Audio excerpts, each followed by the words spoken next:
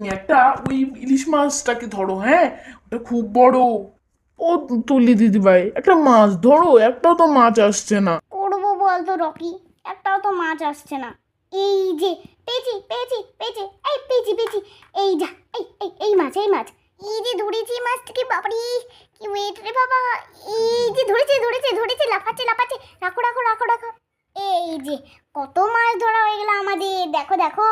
এই আজকের মতো অনেক মাছ ধরা হয়ে গেছে, চল আজকে বাড়ি যাই। আরে এগিয়ে দেন, আমাদের দুজনকে পেছন থেকে কামড়াতে বলি বলি, কি জানি পেছন থেকে বলি বলি। আরে জলে ফেলে দেবো, জলে ফেলে দেবো।